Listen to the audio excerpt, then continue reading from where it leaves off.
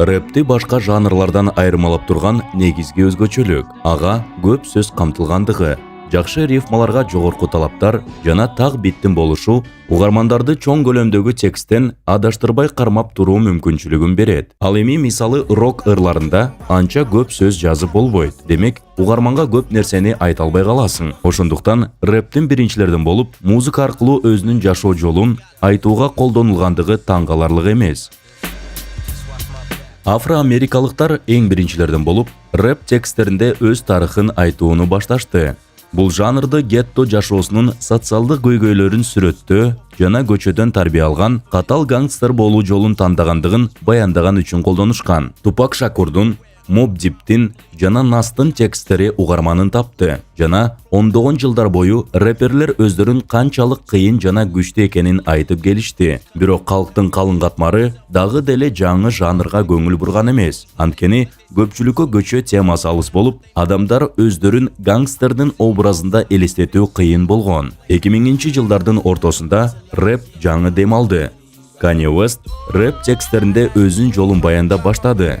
Жана ал гангстердин образын эмес, сүйүү, тагдырындагы кайгы жана ички туюмдары, ой толгоолору тууралуу темаларды биринчи болуп көтөрдү. Ошондон тарта рэперге аяр жана алсыз болууга уруксат берилген. Бул темалар массалык угарманга түшүнүктүү жана жакын болуп, рэп ар түрдүү окуялар менен кайрадан дүйнөнүн ар бир бурчунда жаңы дем менен жаңыра баштаган. Эми, эгер рэп бул ар дайым өз жолун жана өркүндөшүн баяндоо болсо, кыргыз рэпери кандай окуяны айта алат? Өмүр иронияларга мол жана бүгүнкү чыгарылышыбыздын каарманы Freeman 996 сыяктуу кыргыз мигрант Москвада кыйын жолду басып өткөн. Ошол жакта бир нече жылды бекер өткөрүп, ал жерде биринчи саптарын жазып, ал жерден заманбап рэп үнүн өзүнө сиңирип, кайтып келип кыргыз кальян рэпинин жүзүнө айланган болбосо, эмне болушу мүмкүн эле? Же бир карап, баамдай турган ачык айкын көрүнүш эмеспи? Келгиле, изилдеп бирге көз чаптыралы.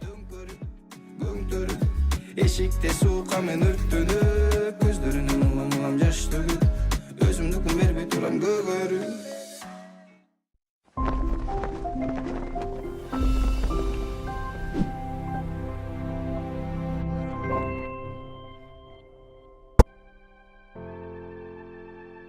Кальян рэпи деген эмне?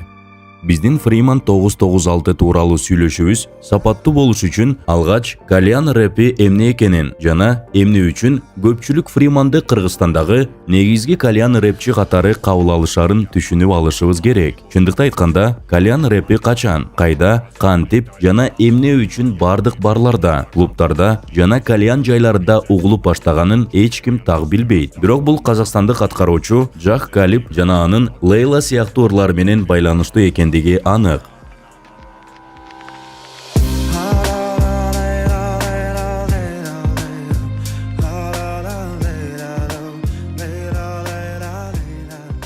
Ошондой эле Эншпиль Миягинин ырлары да ушул жанрга таандык. Окутала меня, окутала, ты будто мой сорт марихуана, небо в алмазах летала, ты моя бэйби, дочь карнавала, двигайся, крошка. 2019 жылга карата кальян рэпи негизги музыкалык стилдердин бири болуп популярдуулукка жетти. Төмөндөгү ырларды уга элек болушуңуз кыйын.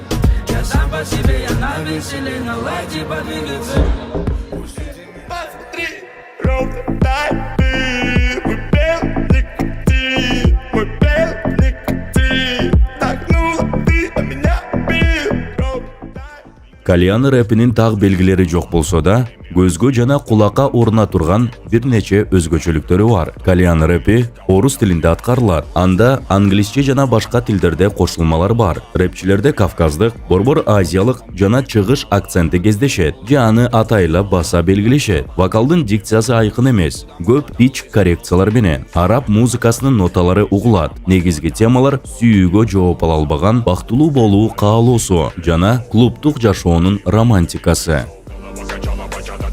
Эми ар бир пунктка тереңирээк токтоло кетели жана кальян рэпинин мүнөздөмөлөрүн эки негизге бөлүп карап көрөлү: угулушу жана маңызы. Уккулуктуулук жана атмосфера.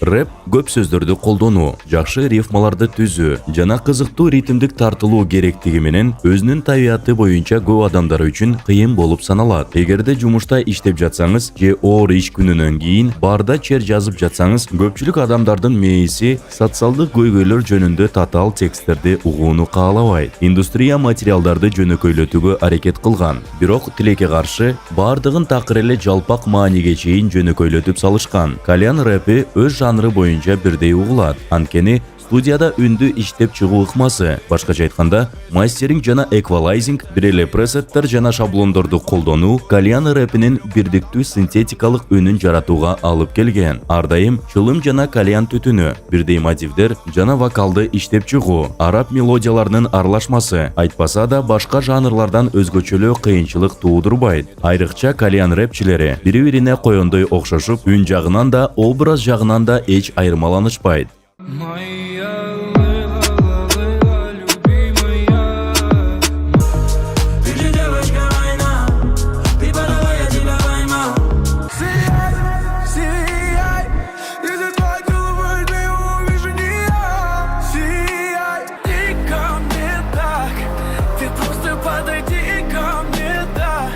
Өкүнүчтүүсү, бул жагдай бардыгын үндүн кедейлигине, кызыктуу техникалык чечимдердин жоктугуна алып келди. Эң кызыгы, рэпчилер бул өзгөчөлүктү жоготууга каршы күрөшкөндүн ордуна, тескерисинче, алар бул ыкманы кубаттап, колдоп, жалпы тобу менен бирдей хамали навайы болуп кетишти. Бул рэп үчүн артка карай чоң кадам болгон. Рэпте ар дайым флоу, ырдоо ыкмасы, ырдын ритмин үнү менен баса белгилөө жогорку деңгээлде бааланган. Мыкты рэп аткаруучулар өздөрүнүн флоусу менен айырмаланып, таанымал болушкан. Мына сиздер үчүн кээ бир мисалдар.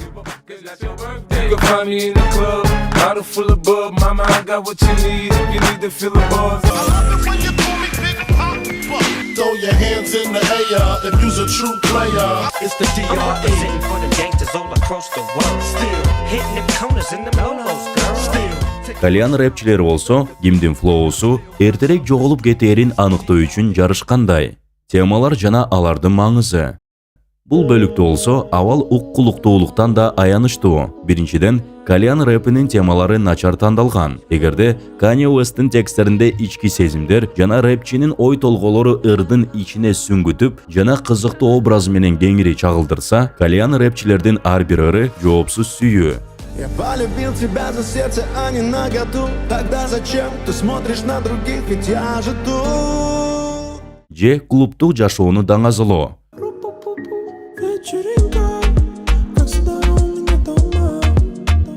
Эмнегедир бардыгы тааныган Лейла.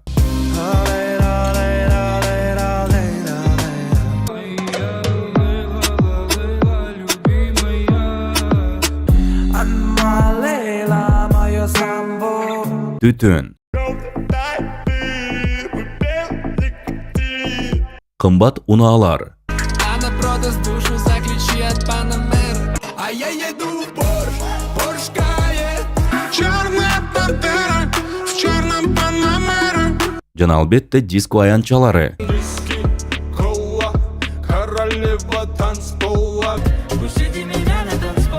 Жөнүндө сөздөр дагы көп.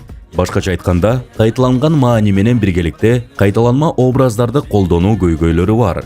Экинчиден, рифмалардын төмөнкү сапаты. Көп учурда 4 буштук жана өзгөчөлөнбөгөн рифмалык конструкциялардын жыйындысы. Я не против остаться, стоп. Я хочу накидаться стол. На нем дикие танцы, дикие танцы. Үчүнчүдөн, эбегейсиз плагиаттар. Пушкиндик шингилдерди кальян рэпчилер тарабынан ижаралангандыгы боюнча көрүнүктүү мисал болуп бере алат. Бурым гонь небо кроет. Вихри снежные крутят. То, как зверя назовут, то заплачет, как дитя. Кээ бир учурларда, эгерде рифма окшошпой жатса жана текст жазуу кыйынчылык жараткан болсо, рэпчилер эч тартынбастан жөн гана түшүнүксүз сөздөрдү колдонушат. Она не набрав, ни нала, ни добра, нам мало, она полмана валам налат налам налладак нилалала нинана. Ошентип кальян рэпи постсоветтик өлкөлөрдүн көптөгөн мекемелеринде идеалдуу фондук музыкага айланды. Бирок бул индустриялык жолдо тилекке каршы рэп катары негизги өзөктөрүн жоготту. Эми Примандын рэпи кальян рэпи катары кабыл алынганын жана ал чындыгында ошондой болуп саналабы? Албетте, сакал койгон образы тууралуу эмес. Чыгармачылыгындагы окшоштуктарды анализ кылып көрөлү. Приман 996 гим. Приман ким экендиги тууралуу кыскача маалымдамадан баштасак. Акылбек Абыханов балыкчы шаарында чоңойгон. Балалыгынын башынан эле музыкага жакын болгон. Мүмкүн эң негизги себептердин бири ата-энеси музыкалык окуу жайларды бүтүргөн жана музыка билимге ээ болушкан. Анын айтымында, ал кичине кезинен баштап калем менен кагазды колуна алып, угуп жаткан ырына шыктанып бир нерселерди жазып берген. Бирок музыкант болуу кыялын белгисиз мөөнөткө буйруса текчесине коюуга туура келген. Акылбек 9-класста аяктап, чоң шаарга көчүп, көп убакыт бою негизги кесиби болуп ашпозчу иши менен алектенди. Повармын деп өзүмдү ашпозчумун деп тааныштасам болот деп жаңылышпайм. Ашпозчу? Мен өзүм негизи ашпозчумун да. Ох, Москвада иштегем, Көлдө, Бишкекте тоже кулинарияны өзүм азыр деле жакшы көрөм. Анан көрсө кулинарияны эмнеге жакшы көрөт экен мен? Көрсө кулинария бул да творчество экен да өзүчү. Башынан эле мага өзүмө жактуушуу бир нерселерди мындай жаратып десем туура болобу? Бир нерсе эметип 19 жашында Акылбек Ысык көл жээгиндеги кабакта официант жана гитара менен музыкант болуп иштеген. Андан соң Казань шаарына көчүп, базарда пирожки жана беляш саткан. 1,5 жылдан кийин Москвага ташынып, ылайыктуу жумуш издеп, көптөгөн кыйынчылыктарга кабылган. Жыйынтыгында 3 жылга жакын Россияда жүргөндөн кийин келечектеги артист 2020 жылы пандемиянын чилдесинде өз өлкөсүнө кайра кайтып келди. Ал кайтканда мигрант катары ийгилик таба албай, кетерде кийген кийими алмашпастан бир гана жетишкендиги орус тилин жакшы үйрөнүп, өздөштүрүп калган. Москвада жүргөндө ал өзүнүн жана досторунун жашоосу тууралуу 100дөн ашык ыр саптарын жазган. Бирок алар жөнөкөй черновик катары калган. Анткени бир күнү Фриман алардын бирин дос кызы Айымага угузганда, ал аны жактырбай, так себе деп өз баамын берген. Бул окуя жаш рэперди дагы да күчтөндүрүп, калемин курчутууга түрткү берген. Карантин учурунда ал дагы 15 трек жазып, анын биринчи жарыкка чыккан треги «Взлетаю». Нежным взглядом ты вновь и вновь дурманишь. Высоко, далеко, непременно я взлетаю. Моя панацея. Не нужно лишних слов, не нужно, когда вместе летаем. Нежным взглядом ты вновь и Курултай аянтчасында бул трек өтө байкалган жок. Бирок ал Грузиянын музыкалык каналы Golden Tbilisi'de популярдуулук жолун баштады. Ал жака Акылбек өзүнүн трегин тааныштыруу аркылуу жөнөткөн. Бирок ал кезде популярдуулук тууралуу сөз кылуу мүмкүн эмес эле. Коменданттык чектөөлөр жокко чыгарылгандан кийин ал унаа ижаралап алып, такси айдап баштаган. Ошону менен катар өзүнүн эни тилинде жазылган биринчи трегин «Албетте».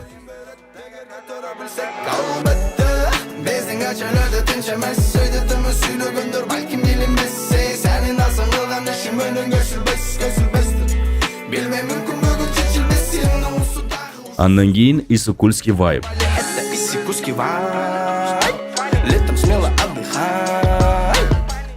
Доски. Sanlar tegerenip çekelerden teri getip tozum menin tuңгуюкка баратам. Туманы. в городе туманный, а за туманами смог. Траблы будто дуло висок. Грезы.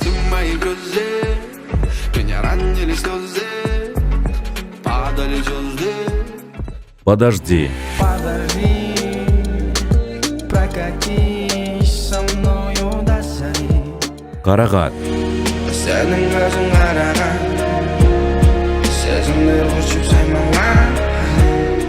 Сыяктуу тректер катары менен жарыкка чыккан. Артист акырындык менен таанымал болуп, концерттерди уюштуруп, такси айдоону токтотуу мезгилин 2 жыл күткөн. 2022 жылдын 7 октябрында «Байландым» деген трек жарык көргөн. Ал бүгүнкү күнгө чейин YouTube платформасында анын эң көп угулган композициясы болуп калууда. 26 миллион көрүүнү топтоо биздин калктын санын эске алуу менен оңой эмес. Gözlerim, mağazaga karama çok özlerim. Sen tarafta kayra gözlerim. Kızganıştan getirdim özgürüm. Көрүп тургандай, Фриман өзүнүн жолун көп кыйынчылыктар аркылуу шоу-бизнестин жарык дүйнөсүнө жеткирген. Фриман 996 кальян рэпери десек болобу. Алгач үндү угуп көрөлү. Кальян рэпи Фримандын чыгармачылыгына таасир эткени байкалат. Бирок белгилеп кетүүгө керек болгон учур, эгер «Взлетаю» треги анык кальян рэпи болсо,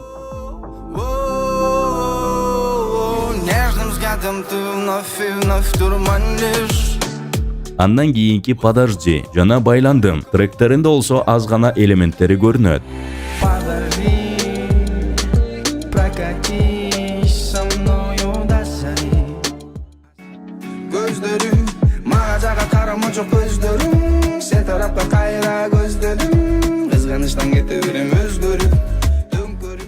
Мастеринг жана эквалайзинг жалпысынан Хамали менен Навайинин музыкасына. Аткаруусуна караганда Фримандын тректери көбүнчө Бакыр жана Бегиштин Түтүн чыгармасына көбүрөөк жакындашат.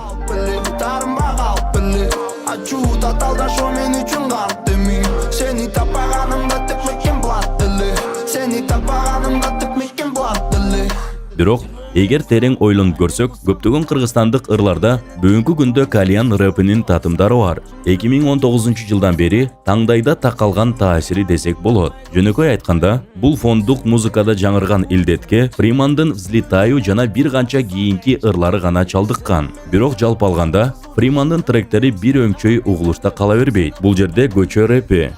Бизде жашоо турмуш ушундай.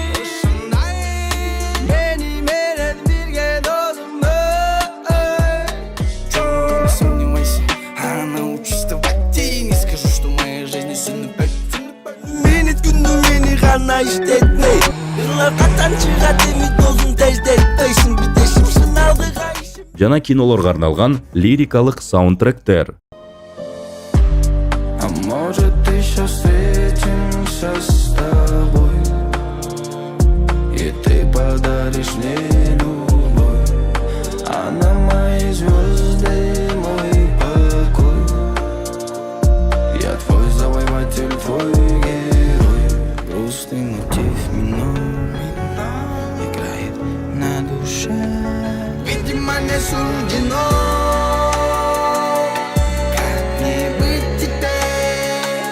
Ошондо Фримандын үнү кальян рэпине окшошпу деген суроого жооп берсек, жок. Ал ар тараптуу рэп аткаруучу. Эң популярдуу тректеринде кальян рэптин элементтери бар. Негизинен коомчулук бүгүнкү күндө кандай үн жагат деп талкуу жаратат. Анткени анын кальян рэп тректери көпчүлүккө жагып, өзүнүн угармандарын таап жатат. Ал эми артисттин башка көптөгөн ырлары дагы бар. Фриман кээде кальян рэпине таандык элементтерди ырларына колдонсо да, аларды чеберчилик менен аткарат. Ошондуктан аны жаман рэпер деп айтуу такыр мүмкүн эмес. Ал музыкалык биттер менен ээн эркин ойноп, сөздөрдү тездик менен окуп, жана маанилүү болгону, ал өзүнүн флоусун жөнөкөй жана жеңил алмаштырып турат.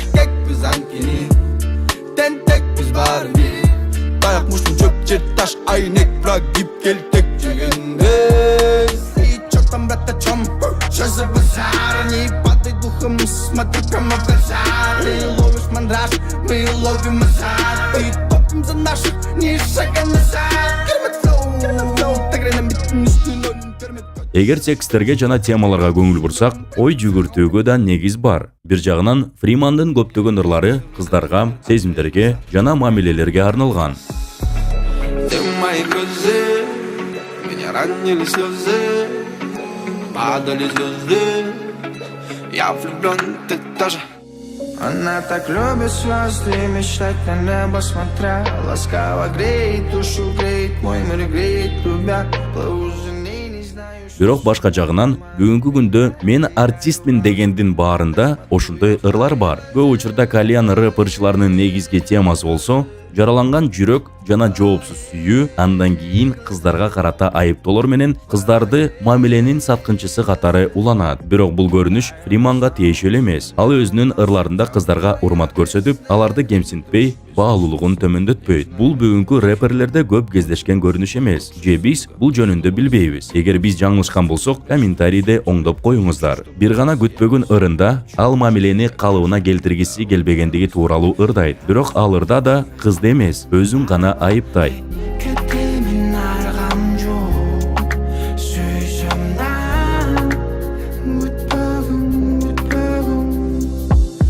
Кыскасы, эгер рэперлердин тексттеринде туура жана урматсый камтыган мамилелердин көбүрөөк көрсөтүлүшүн кааласаңыз, лайк басыңыз. Экинчи жагынан, эгер кальян рэперчиларынын эң чоң кыялы Лейла аттуу кыз болсо, ал эми Фриманда кыздарды мөмө жемиштер менен салыштырган кызыктуу бир схеманы байкоого болот. Кулпунай, карагат, мончок, алма, гүлүм.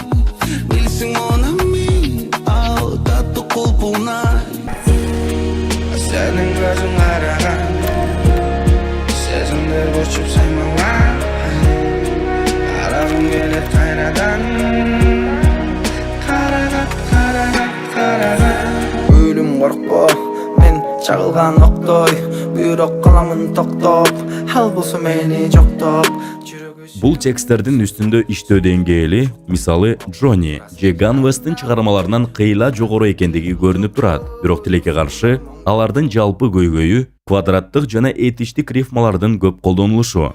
Да, вот таких событий часто ожидали Да, бездюм чулюрду многих напрягали Да, если стрёмно, тоже убегали После вспоминали, зависали, угорали, забивали Ооба, Фриман текстте этиштерди өтө эле көп колдонгонун байкасак болот. Ал тургай ырлардын аталыштарында да.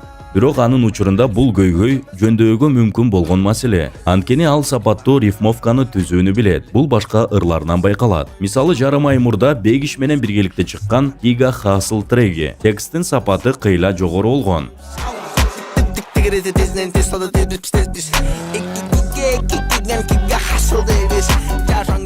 Бирок айрым саптары мемдерге айланган.